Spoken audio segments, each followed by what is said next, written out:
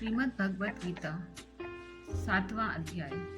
श्री भगवान बोले, हे पार्थ, अनन्य प्रेम से मुझ में आसक्ति चित्त तथा अनन्य भाव से मेरे पारायण होकर योग में लगा हुआ तू जिस प्रकार से संपूर्ण विभूति बल ऐश्वर्य आदि गुणों से युक्त सबकी आत्मा रूप मुझ में संयम रहित जानने का उसको सुन।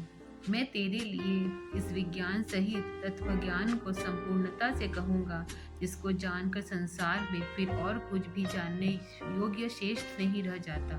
हजारों मनुष्यों में कोई एक मेरी प्राप्ति के लिए यत्न करता है और उन यत्न करने वाले योगियों में भी कोई एक मेरे पारायण होकर तो तत्व से अर्थात यथार्थ रूप से जानता है। पृथ्वी जल अग्नि वायु आकाश मन बुद्धि और अहंकार भी इस प्रकार यह 8 प्रकार से विभाजित मेरी प्रकृति है। यह 8 प्रकार के भेदों वाली तो अपार अर्थात मेरी जड़ प्रकृति है। और हे महाबाहो, इसमें दूसरी जिससे यह संपूर्ण जगत धारण किया जाता है मेरी जीवन रूप बड़ा अर्थात चेतन प्रकृति जान। हे अर्जुन, तू ऐसा समझ कि संपूर्ण भूत इन दोनों प्रकृतियों में भी उत्पन्न होने वाले हैं और मैं संपूर्ण जगत का प्रभाव तथा प्रलय हूँ अर्थात संपूर्ण जगत का मूल कारण हूँ। हे धनंजय, मुझ में भिन्न दूसरा कोई भी परम कारण नहीं है। यह संपूर्ण जगत शूद्र में शूद्र के मुनियों के अदृश्य मुझ में गुथा हुआ है। हे अर्जुन, मैं जल में रस हूँ, चंद्राम में मैं सूर्य के प्रकाश हूँ, संपूर्ण वेदों में ओंकार हूँ, आकाश में शब्द और पुरुषोत्तम में पुरुषोत्तम तत्व हूँ। मैं पृथ्वी में पवित्र गंध और अग्नि में तेज हूँ और संपूर्ण भूतों में उनका जीवन हूँ और तपस्वियों में तप हूँ। हे अर्जुन, तू संपूर्ण भूतों का सनातन बीज मुझ में ही जान। मैं बुद्धिमानों में बुद्धि और तपस्वियों में तेज हूँ।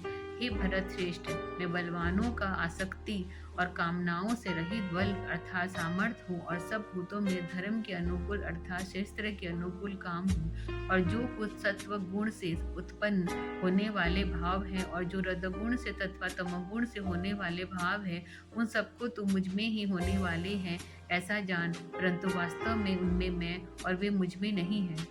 गुणों के कारण रूप सात्विक रजस और तामस इन तीनों प्रकार के भावों को यह संसार प्राणी समुदाय मोहित हो रहा है।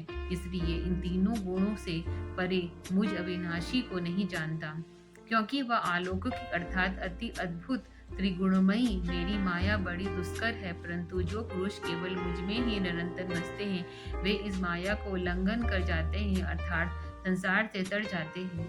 माया के द्वारा जिसका ज्ञान हरा जा चुका है, ऐसे असुर स्वभाव वालों को धारण किए हुए मनुष्य में नीचे दूषित कर्म करने वाले मूढ़ लोग मुझ में नहीं बसते।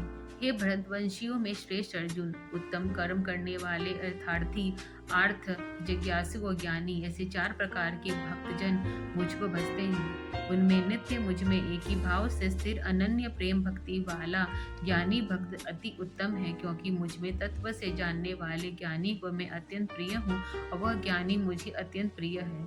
ये सभी उधार है, परंतु ज्ञानी तो साक्षात मेरा स्वरूप ही है ऐसा मेरा मत है, क्योंकि वह मतगन मन बुद्धि वाला ज्ञानी भक्त अति उत्तम गति रूप स्वरूप मुझ में ही अच्छी तरह स्थिर है। बहुत जन्मों के अंत के जन्म में तत्व ज्ञान को प्राप्त पुरुष सब कुछ वासुदेव ही है। इस प्रकार मुझको भजता है वह महात्मा अत्यंत दुर्लभ है। उन भोगों की कामना द्वारा जिनका ज्ञान हरा हो जा चुका है, वे लोग अपने स्वभाव से प्रेरित होकर उस नियमों को धारण करके अन्य देवताओं को भजते हैं अर्थात पूजते हैं। जो सकाम भक्त जिस देवता के स्वरूप को श्रद्धा से पूजना चाहते हैं, उस भक्ति की श्रद्धा को मैं उसी देवता के प्रति स्थिर करता हूँ। वह पुरुष उस श्रद्धा से युक्त होकर उस देवता का पूजन करता है और उस देवता से मेरे द्वारा ही विधान किए हुए उस इच्छित भोगों को निसंदेह प्राप्त करता है।